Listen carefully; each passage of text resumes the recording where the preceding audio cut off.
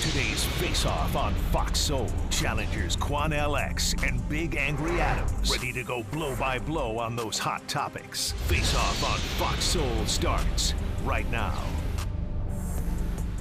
Went on your website and realized there's a policy proposal that says your plan, and I'm going to quote it for folks, is to shift the tax burden from overtaxed homeowners in the outer boroughs to more expensive homes in richer and whiter neighborhoods. Explain why you are bringing race into your tax proposal. That is just a description of what we see right now. It's not driven by race, it's more of an assessment of what neighborhoods are being undertaxed versus overtaxed. We've seen time and again that this is a property tax system that is inequitable. It's one that actually Eric Adams ran on saying that he would change in the first 100 days. He's since sought to defend it and lost at every juncture in court. And I understand you're saying we're simply describing the types of neighborhoods that would see these increase in taxes, and yet by invoking race, do you run the risk of potentially alienating key constituents? I think I'm just naming things as they are. And ultimately, the thing that motivates me in this is to create a system of fairness. It is not to work backwards from a racial assessment of neighborhoods or our city. Rather, it's to ensure that we actually have an equal playing field. And right in this round, here's Charles Big Angry Adams. Now, let's imagine. Let's just imagine any other candidate, any other race. Let's imagine a white candidate say, black neighborhoods, lots of crime. I'm going to police black people harder and more. That's what I'm going to do. My law enforcement policy is going to be to go after the black neighborhoods with all the crime. And I know I bring this up because we're going to talk about crime and your favorite lie about crime in the next segment. But let's talk about Zoran. There's not another race in America where a candidate could say, I'm going to do this bad thing to an Asian neighborhood, a black neighborhood, a Latino neighborhood. It's just whites. And then we go on national TV, two people of color who, according to like Ketanji Brown Jackson or Michelle Obama in her latest podcast, they've been silenced, right? That's what Michelle Obama talked about, black women being silenced in this country, which is, of course, an absurdity. We talk in all these absurdities, and we pretend that racism is only a one-way street and that it can't happen. It would disgust me at my core. At my core, if any candidate for elected office came out and said, I'm going to go after black people, I'd be like, what? Is this racist? What? That's disgusting. Okay? But when you directed at white people, which is the literal words on his campaign material was whiter neighborhoods, right? There's no dodging it. There's no avoiding it. He said, I'm going to get Whitey. I'm going to tax Whitey more. Whitey needs to pay more, right? And then we have to listen to why it's okay. It's not okay. It's bigotry. It's racism. It's unacceptable under the Constitution. And frankly, I think it's why another person of color, Eric Adams, is going to march to an unprecedented victory despite all the efforts by the Democratic Party, right, to shut down, to imprison this man, lifelong public servant, lifelong law enforcement advocate for real police reform, because he didn't go along with the BS Biden narratives, right? So, and now he has embraced Trump, which makes sense in that that's the reason why he's still not looking at this kind of made-up indictment, right? But he's going to cruise to a victory. And then you have to ask her why. Why did Mondami even get the nomination? Well, it's because that same Democrat Party decided to put all their eggs in the sex pest basket, right? And then you've got to ask yourself, why is it okay? Why was Andrew Cuomo, Mr. Creeper himself, a legitimate candidate? And then you listen to all these voices, and who allowed Zoran Mondami, the child of a radical Islamist, right, whose mother campaigned to deny Gal Gadot the right to participate in the Oscars because she's a Jew, virulent anti-Semite on the campus of Columbia, right? This young man who's never had any real jobs, right, in his life, failed rapper. Why did he get elected? Well, he got elected because people are unhappy. People are frustrated. But who has created that frustration in New York? Well, it's been the Democrats, right? But now, because they've run out of conservatives to blame, who are they blaming? Well, they're blaming Whitey. Are you finished? I am finished. You know what? I can't believe you didn't interrupt me. I had someone tell me that they are tired of watching the show because all you do is interrupt me. Please, go ahead. And I'm quite sure it was one of your friends who told you that. It was an absolute stranger. Who pretend like they like you. Okay. But anyway, Mr. Mandami has shocked the Democratic Party. What he did was prove that the Democratic Party is in shambles, and that there's a new guard coming that's rejecting that old guard and that old traditional power of the party. When you look at Mr. Cuomo, he raised and spent over $30 million more than Mr. Mandami. But yet Mr. Mandami beat him in a landslide. What is that saying? That is saying that the young people are rejecting the old party platform. And so the old party platform is now going to get behind Matt Adams, who is a good brother. Matt Adams, who I think was targeted unjustly, and I'm glad that Donald Trump stepped in and stopped that, because he himself was victimized by the same court system in New York to stop them from trying to have an elected Donald Trump and beat him in a courtroom, which I never thought was fair. But Mr. Mandami spoke facts. He said whiter neighborhoods, more affluent neighborhoods. When you look at the statistical numbers, most of the top affluent rich neighborhoods in New York are 95% white. So when you say whiter neighborhoods, you literally just made let me finish. I didn't cut you off. I didn't cut you off. So when you say whiter neighborhoods, white flight from inner cities in America and most of these major metropolitan cities, which were once done of white people, white flight is real to the outer suburbs, to the more affluent communities. So if he's going to tax the more affluent communities and make the tax base fair, then we have to be honest. He's going to tax whiter neighborhoods. Charles, what we need to be more concerned about is some of the other platforms, because he believes in free health care. He also believes— I believe in free health care. But wait a minute. For citizens? But wait a minute. He believes in free health care. America is trembling in its boots right now that a man like him, young as he is, could win that nomination from the Democratic Party. So you don't want to talk about and he's pushing the white stuff. And he's pushing free health care and other quote unquote, as they call it, socialist beliefs and ideas. If that's where the party is going, then the party is absolutely at war within itself. When he said whiter neighborhoods, look, man, it's true. Those more affluent neighborhoods are whiter. You might not like the fact that he said it, but he spoke the truth. So are you upset that he said whiter neighborhoods, or are you upset that he spoke the truth? No, I'm upset that he is demonizing a race like a racist, right? How? And if I said, despite the very real reality that almost white people are only about 30% of the population, a little bit north of 30% of the population in New York City right now. You mistake. He's not. He's actually talking about taking the tax burden. I'm talking taking the tax. I'm talking for 500 years. We're have just maintained not gonna, this new the game majority is of the wealth. Talk until you stop the majority interrupting of the me. wealth has because been when controlled you by white say you people in interrupt New York. me, I defer. New York don't So have a again, history of spreading the wealth like that. Again, you're lying, because that's what you do on this show. White people have controlled the wealth. I'm going to keep talking until I'm allowed to finish my sentence. They've controlled it. I am going to keep talking until I'm allowed to finish my sentence. You can, but you're not making valid points. 30% of New York is white. Okay, you said outer suburbs. You're actually wrong when you're talking about New York. In New York, the rich white people live in. They live in Manhattan, on the Isle of Manhattan. And they live outskirts too. He's talking about taking the tax burden away from the outer boroughs and moving it in, right? But the point is, he's talking about targeting neighborhoods and making them pay more. And it's the same. It would be analogous to saying, oh, well, hey, there are more people in this neighborhood that happens to be largely black that are on welfare, so we're going to charge them more in sales The most tax. welfare recipients in America are white people. Okay, again, the most welfare recipients in America are white people. You're right. And the most stolen wealth in New York was stolen by white people. A legacy of robbery of people of color and undermining poor neighborhoods. That you like it's to a make fact. Stuff up. You're right. You don't want to reap what you sow. There are more white people in poverty in America than any other race. No doubt, because you're 230-something million people. But here's the problem. On a per capita basis, the African African Americans are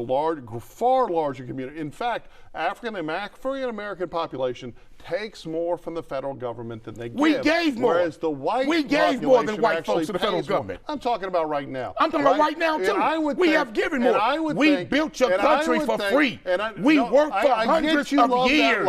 So you telling me that we worked for hundreds of years and we got paid? Of the holistic so we white got experience, of the holistic white people benefited from that free labor. Thrones, right? You're just, you don't want to reap what you sowed. Hustler. No, you don't want to reap what you've sowed. There's a reason you interrupt me, because you lie all the time, right? And the truth is, you're just a white man who can't take the truth about your own people. It would be disgusting if a white candidate blamed Black America for anything. Donald Trump does. White Republicans does. It's weird that you say that because you are a Trumper. I'm not a Trumper. Conservative redneck Republicans do. And I'm not a Trumper. I believe in facts. Okay. I believe in good policies. I believe in good politics. In November, and at the end of the day, Trumper. No, that's the lie you want to tell. That's the lie you want to tell. You are a secret Trumper. Okay. You are a secret Trump lover. That's why so many racist things come out your mouth about black people. So look, hold on. The wealth has to be shared in New York, man. It's okay to tax people more because of their race in Quanell's book. He said affluent neighborhoods. No, he said. And most of those affluent neighborhoods are whiter. And the whiter. Richer neighborhoods in New York are whiter neighborhoods. So is it okay to tax people based on race? What he was speaking about was the rich neighborhoods. And whether you like it or not, they're majority white neighborhoods. So it will be white neighborhoods that's taxed at a higher rate. Rich white folks have never shared the rate. Rich folks don't pay taxes. Poor people do. There is a reason he didn't say that, because he panders to a crowd that loves to demonize white America. And why you brought up his religion? Loves to demonize Christian America. Why you brought up his religion? Why you brought it up? Because he's a radical, violent Islamist. Now that's a damn lie. Hamas. You ain't got no proof that man has been violent, committing crimes nowhere. He is That's an absolute lie. He has no. Hold on. You bring it up because you hate Islam. No. You hate Muslims. I don't like a man that argues that globalizing the Intifada. This is 6 days after October 7th. He argued that globalizing the Intifada was not a cheer and a celebration for the butchering of women and children, right? Instead, it was. You mean the butchering of women and children in Palestine? Okay. No, I'm talking about the tens October of the thousands 7th, who've been butchered and bombed in Palestine. That's what you mean? Interesting. We had this Bob Billen this week at Glastonbury in Scotland, cheering to murder the IDF and all the Palestine flags out there, right? You know the thing with Glastonbury is a music festival that is not at all unlike the Nova Music Festival, where a bunch of radical Islamists supported by Zohran Mamdani, with his express words, ran up and did machine guns into the crowd, killing young adults and children. You mean Hamas? No, I mean Gazans. You mean right? Hamas? Well, Hamas and Gaza are the same thing. Did Israel financially create Hamas? I get it. Did Israel financially create Hamas? I know you. Did Israel put tens of millions into the establishment of Hamas because they hated Yasser Arafat? So if Israel hate Hamas, you created Hamas yourself. Oh, you mean by let's tell the truth. By giving billions in aid to Palestinians that was converted? Israel gave actual money to the creation of Hamas to be a rival group against Yasser Arafat and the PLO. So you want to condemn Hamas, condemn the Israeli government who set them up and paid for them. So you don't condemn Hamas? Hell, y'all condemn evil. Okay. But I condemn the Israeli government for being the Frankenstein that created the monster. I know. It's whataboutism. It's no personal responsibility. I'm giving you facts now, baby. You don't like it. You don't live in a world of personal responsibility. I live in a world of absolute truth. You live in a world of false grievance and pretend. You want to condemn Hamas, but not the folks who created it. Growing up, he moved to this country at 7. He pretends that he had this life. He went straight into private school. His dad's an Ivy League professor. He, much like his partner, Alexandria Ocasio-Cortez, who has just been outed as a fraud as from the block because she grew up in the suburbs herself with affluence. It's all this nonsense narrative to pander to struggling people. That's the saddest thing, right? That you have a number of New Yorkers who are hopeless, right? People of color, white people that just don't see they can get out of the boot of financial oppression. There's no opportunity left. And it's all going to the truly ridiculously affluent, right? Which in New York is actually incredibly multicultural, right? Charles, in America, and the thing is, that's when they embrace the evil of not socialism, but communism. But Charles, in America, which is the vehicle of the that population Islamists, which is about controls 25% of the wealth. Islam, Well, right? why is it 5% of Americans control 93% of the Well, wealth? mostly Something's wrong with that picture, Charles. Let's talk about that. Most of the wealth is actually controlled by 0.1% of the 1%. And that's the grand lie of the socialist Democrats, which are really communists. Let me say this they want to go after the middle class and the upper middle class and pretend they're rich, right? Wow, hey, you want to talk generally about Madami? Donald Trump is a billionaire. How about Donald Trump was born into wealth, inherited 100-something million to start his business. I'm going to tell you why. Okay. Because you say Mr. Madami, who went to an affluent suburban school, Miss Cortez, who went to an affluent suburban school, they're fakes because they can't champion for the poor. Damn it, how can Donald Trump champion for the working class in America when he's never been a member of that working class? He was born into privilege. But you appoint our Cortez and Madami going to affluent schools. Donald Trump claims to be the champion of the working class, and he's a billionaire. What I'm pointing out, you white folks, I tell you, you're something you're really something special. What I'm pointing out is that they made these false narratives. They made up stories about their life to make them seem like they overcame the struggle. And rich white folk don't do that. Trump didn't. Right? Trump they is don't just pad their resumes with lies. I'm talking about overt absurdist lies, right? And Zohran Madami is really, oh yeah, Biden's a human stain, but he lied. He said he had 3 college degrees. He alleged that he got into the Naval Academy, which he didn't. He claimed to be at the top of his law school class. He was at the bottom. Biden has got away with lying all his life, right? But what I'm talking about and what you don't want to talk about is targeting a specific race for a higher tax burden. Right? If a politician said, I'm going to target any other race for anything bad, people would be losing their minds. They did but that. it's okay because it's hundreds of years. I know. And another 60 years of Jim Crow legislation and Jim Crow segregation. Oh, yes, Jim Crow was for horrible. a whole another 70 years. And no one's after defending slavery. No one's defending Jim Crow. And it wasn't until 1968 that America decided to try to be fair and balanced to some degree. And that did not work because they didn't pay reparations. They gave crumbs and called it a handout. That would have fixed it, right? Come on, Charles. So here's it. So you're admitting that taxing white people more is just like Jim Crow, but yet you're still supporting it. So did you support Jim Crow? What I'm saying, because I didn't. No, I think it's white disgusting. Folks founded Jim Crow. Okay, you're white right. folks got a bunch rich of dead from Jim people. Crow. And now guess it was what? Just already and now rich that people. the same weapon that your people created is being used against them, you now want to cry victim. Okay. Well, you didn't cry victim when you benefited from Jim Crow. You didn't cry victim when your people got rich from Jim Crow. You didn't cry victim when you became the world superpower from Jim Crow. But now that weapon that you created is being used against you, you're crying crocodile tears. Sorry. I don't give a damn about that. You don't really know what Jim Crow was. Jim Crow was based in the Deep South. Right? It was not all over America. It had nothing to do with America becoming a superpower. In law, it was in the South, but it was practiced all over America with black folks in New York City too. For the members of the Deep South in an effort to continue control over African Americans, and it was actually our court system that destroyed it. I mean, what's our court system? The American court system. The American court system never really destroyed it. Okay. What they did, they transitioned to the convict lease program. And the convict lease program became a new way of legalized slavery. And right here in Texas, the convict lease program made Texas hundreds of billions of dollars from that convict lease program. Making up numbers. No, I tell you what. And what's funny Charles, is you sound a lot I like will give you the facts, man. No, you don't. You just make up numbers. You don't want to look in the mirror. You want to look in the mirror and see everybody else, but you don't want to see the history of your own people. I'm beautiful. But Zohran actually articulated his criminal justice policies, and he talks about vulnerable incarcerated people and the need to let people go at the age of 50 and all this. And it's just like you talking about vulnerable. Depending on the crime, Charles. Well, if it's not a violent offense, we got too many poor people with petty crimes in prison. Zohran just argued that violence is a construct because he's a little Ivy League bubble. You have to show me what he. Show me those words. Maybe Ladies and gentlemen, in America, a multitude of these problems created on economic discriminatory practices are based on historical racial wrongs committed against people of color in this country. And too often when that is pointed out, white people want to cast a blind eye like they're Ray Charles, and they don't see the truth of what's really going on here.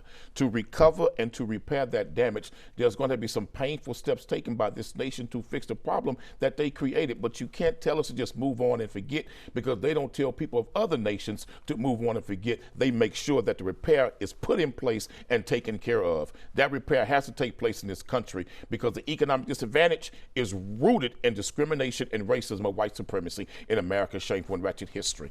Whether they like it or not, you got to fix the problem you created, because you reap what you sowed. And now that we see these problems, and now that we see the pain of the cost of fixing them, then we want to pretend like the people who've been damaged don't need repair. I disagree with that. But Charles, you go right ahead.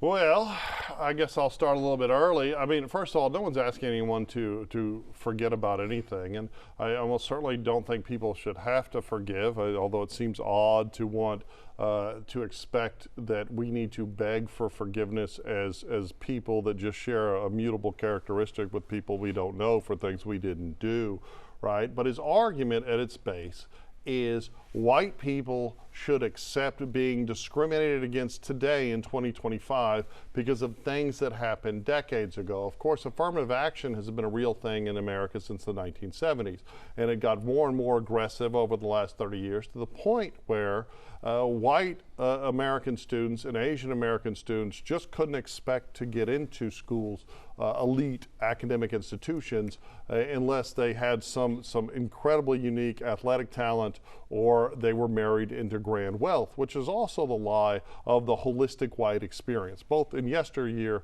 and today. And it goes down to the root of the lie of the institution of slavery. Slavery still exists in America today.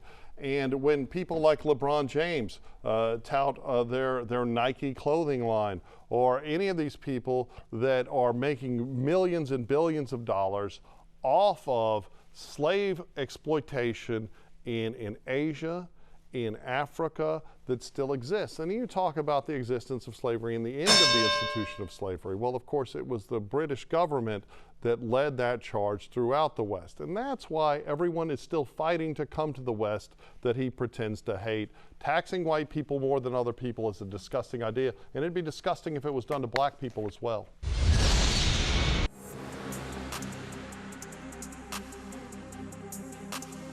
That's it for the Face Off on Fox Soul. We'll catch you next time.